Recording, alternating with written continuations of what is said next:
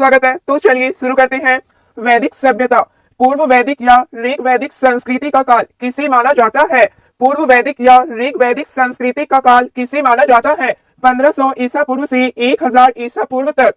उत्तर वैदिक संस्कृति का काल किसे माना जाता है? उत्तर वैदिक संस्कृति का काल किसे माना जाता है?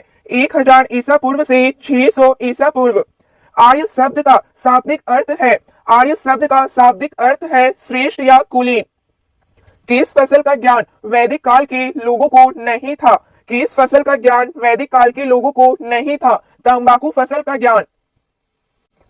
उत्तर वैदिक काल के वेद विरोधी और ब्राह्मण विरोधी धार्मिक अध्यापकों को किस नाम से जाना जाता था? श्रमण के नाम से जाना जाता था। वैदिक गणित का महत्वपूर्ण अंग है। वैदिक गणित का महत्वपूर्ण अंग है सुलभ सूत्र। किस वेद में प्राचीन वैदिक युग की संस्कृति के बारे में सूचना दी गई है? किस वेद में प्राचीन वैदिक युग की संस्कृति के बारे में सूचना दी गई है? ऋग वेद में। वेदों की संख्या कितनी है? वेदों की संख्या कितनी है? 4। भारत की राजची में प्रयुक्त होने वाले शब्द सत्यमेव जयते किस उपनिषद से लिए गए हैं? मुंडक उपनिषद से। ऋग वैदिक आर्यों का मुख्य व्यवसाय क्या था? ऋग वैदिक आर्यों का मुख्य व्यवसाय क्या था? पशुपालन था। भारतीय संगीत का आदि ग्रंथ कहा जाता है? सामवेद को। भारतीय संगीत का आदि ग्रंथ कहा जाता है? सामवेद को। प्रमुख दर्शन और उनके प्रवर्तक। दर्शन एवं प्रवर्तक। सांख्य। सांख्य के प्रवर्तक है कपिल। न्याय के प्रवर्तक है गौतम। चावार्क के प्रवर्तक है चावार्क। योग के प्रवर्तक है पतंजलि। योग दर्शन के प्रवर्तक है पतंजलि। पूर्व मीमांसा के प्रवर्तक है जैमिनी। उत्तर मीमांसा के प्रवर्तक है बादरायण। वैशेषिक के परिवर्तक है कानद। प्रथम विधि निर्माता कौन है? प्रथम विधि निर्माता कौन है? मनु है। कृष्ण भक्ति का प्रथम और प्रधान ग्रंथ है। कृष्ण भक्ति का प्रथम और प्रधान ग्रंथ है श्रीमद् भागवत गीता। ऋग्वेद में संपत्ति का प्रमुख रूप क्या है? गोधन है। ऋग्वेद के किस मंडल में शूद्र और उल्लेख पहली बार मिलता है? ऋग्वेद के किस मंडल में शूद्र का उल्लेख पहली बार मिलता है? 10वें मंडल में।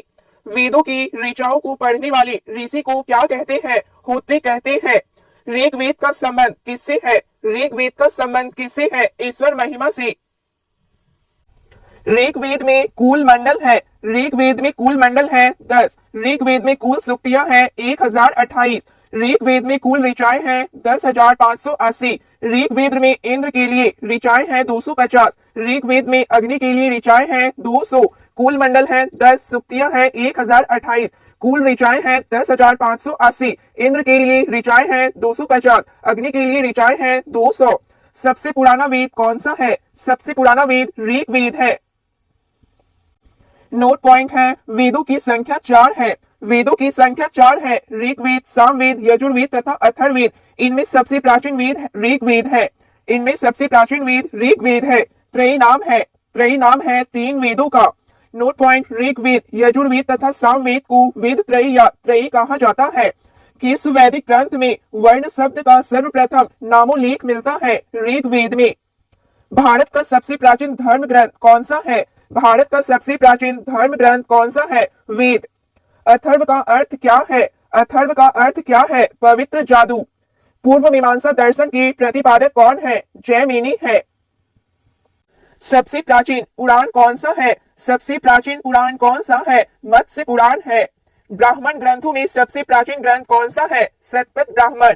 वर्ण व्यवस्था से संबंधित पुरुष सूक्त मूलतः पाया जाता है ऋग्वेद में। गोपद ब्राह्मण संबंधित है।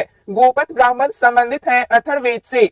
उपनिषदों का मुख्य विषय है दर्शन। उपनिषदों का मुख्य विषय है दर्शन। नचिकेता आख्यान का उल्लेख मिलता है कठोपनिषद में। पुराणों की संख्या कितनी है? पुराणों की संख्या कितनी है? 18 है। वैदिक धर्म का मुख्य लक्षण किसकी उपासना से था? वैदिक धर्म का मुख्य लक्षण किसकी उपासना से था? प्राकृतिक। किस देवता के लिए ऋग्वेद में पुरंदर शब्द का प्रयोग हुआ है? इंद्र देवता के लिए। शुल्ब सूत्र किस विषय से संबंधित पुस्तक है? जयामिति से। अस्तोमा सदगमय कहां से लिया गया है? अस्तोमा सदगमय कहां से लिया गया है? ऋग्वेद से। आर्य भारत में बाहर से आए और सर्वप्रथम बसे थे पंजाब में। ऋग्वेद का कौन सा मंडल पूर्णतः सोम को समर्पित है? 9वां मंडल। प्रसिद्ध 10 राजाओं का युद्ध 10 राज्य युद्ध किस नदी के तट पर लड़ा गया? परुष्णी नदी के तट पर। धर्मशास्त्रों में भू राजस्व की दर क्या है? धर्मशास्त्रों में भू राजस्व की दर क्या है? 1/6 है। 800 ईसा पूर्व से 600 ईसा पूर्व का काल किस युग से जुड़ा है? ब्राह्मण युग से।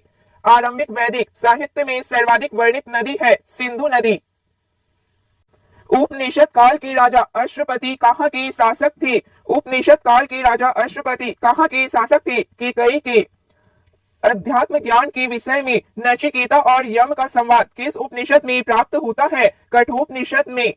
वैदिक नदी कुबा काबुल का स्थान कहाँ निर्धारित होना चाहिए? अफगानिस्तान में। कपिल मुनि द्वारा प्रतिपादित दार्शनिक प्रणाली है? कपिल मुनि द्वारा प्रतिपादित दार्शनिक प्रणाली है सांख्य दर्शन। भारत के किस स्थल की खुदाई से लौह धातु का प्रचलन के प्राचीनतम प्रमाण मिले हैं? अतरंजी खेड़ा से। किस काल में अछूत की अवधारणा स्पष्ट रूप से उदित हुई? किस काल में अछूत की अवधारणा स्पष्ट रूप से उदित हुई? धर्मशास्त्र के काल में। गायत्री मंत्र देवी सावित्री को संबोधित किस पुस्तक में मिलता है? ऋग्वेद में। न्याय दर्शन को प्रचारित किया था गौतम ने। प्राचीन भारत में निष्क से जाने जाते थे स्वर्ण आभूषण। योग दर्शन की प्रतिपादक है? योग दर्शन की प्रतिपादक है पतंजलि। उपनिषद पुस्तकें हैं दर्शन पर। उपनिषद पुस्तकें हैं दर्शन पर। पूर्व वैदिक आर्यों का धर्म प्रमुखता था प्रकृति पूजा और यज्ञ। चरक संहिता नामक पुस्तक किस विषय से संबंधित है? चरक संहिता नामक पुस्तक किस विषय से संबंधित है? चिकित्सा से। यज्ञ संबंधी विधि विधानों का पता चलता है यजुर्वेद से। वैदिक योगिन सभा क्या थी? वैदिक योगिन सभा क्या थी? मंत्री परिषद। वैदिक युग में प्रचलित लोकप्रिय शासन प्रणाली थी गणतंत्र। सबसे प्राचीन वेद कौन सा है? सबसे प्राचीन वेद कौन सा है? ऋग्वेद। कौन भारतीय दर्शन की आरंभिक विचारधारा है? सांख्य। सांख्य, योग, न्याय, वैशेषिक, मीमांसा एवं वेदांत इन 6 भिन्न भारतीय दर्शनों की स्पष्ट रूप से अभिव्यक्ति हुई वैदिक युग में। वह दस्तकारी कौन सी है जो आर्यों द्वारा व्यवहार में नहीं लाई गई थी? लोहार, लोहारगिरी। प्राचीनतम व्याकरण अष्टाध्यायी के रचनाकार है पाणिनि। कौन सी स्मृति प्राचीनतम है? कौन सी स्मृति प्राचीनतम है? मनुस्मृति। आदि काव्य की संज्ञा किसे दी जाती है? रामायण। प्राचीनतम पुराण है? प्राचीनतम पुराण है मत्स्य पुराण। ऋग्वेद में सबसे पवित्र नदी किसे माना गया है? ऋग्वेद में सबसे पवित्र नदी किसे माना गया है? सरस्वती नदी को। वैदिक समाज की आधारभूत इकाई थी? वैदिक समाज की आधारभूत इकाई थी कालकटुंब। ऋग्वैदिक युग की प्राचीनतम संस्था कौन सी थी? विदत। ब्राह्मण ग्रंथों में सर्वाधिक प्राचीन कौन है? ब्राह्मण ग्रंथों में सर्वाधिक प्राचीन कौन है? शतपथ ब्राह्मण। गोत्र व्यवस्था प्रचलन में कब आई? गोत्र व्यवस्था प्रचलन में कब आई? उत्तर वैदिक काल में। मनुस्मृति मुख्यतः संबंधित है समाज व्यवस्था से। गायत्री मंत्र की रचना किसने की थी? गायत्री मंत्र की रचना किसने की थी? विश्वामित्र ने। अवेस्ता और ऋग्वेद में समानता है। अवेस्ता किस क्षेत्र से संबंधित है? ईरान से। किसका संकलन ऋग्वेद पर आधारित है? सामवेद का। किस वेद में जुदाई, माया और वशीकरण मैजिकल चार्म एंड स्मेल का वर्णन है? किस वेद में जुदाई, माया और वशीकरण का वर्णन है? अथर्ववेद में। आर्य शब्द इंगित करता है? आर्य शब्द इंगित करता है नृजाति समूह को। प्राचीनतम विवाह संस्कार का वर्णन करने वाला विवाह सूक्त किसमें पाया जाता है? प्राचीनतम विवाह संस्कार का वर्णन करने वाला विवाह सूक्त किसमें पाया जाता है? ऋग्वेद में। ऋग्वेद में अघन्य वध योग नहीं शब्द का प्रयोग किसके लिए किया गया था? गाय के लिए। ऋग्वेद में किन नदियों का उल्लेख अफगानिस्तान के साथ आर्यों के संबंध का सूचक है?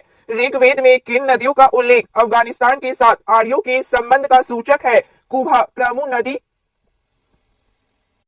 आर्यों के आर्टिक होम सिद्धांत का पक्ष किसने लिया था? बीजी तिलक ने। अथर्व का अर्थ है? अथर्व का अर्थ है पवित्र जादू। कौन सा वेद अंशतः गद्य रूप से भी रचित है? यजुर्वेद। उत्तर वैदिक काल में किस देवता को सर्वोच्च स्थान प्राप्त था? उत्तर वैदिक काल में किस देवता को सर्वोच्च स्थान प्राप्त था? प्रजापति। संस्कारों की कुल संख्या कितनी है? संस्कारों की कुल संख्या कितनी है? 16 है।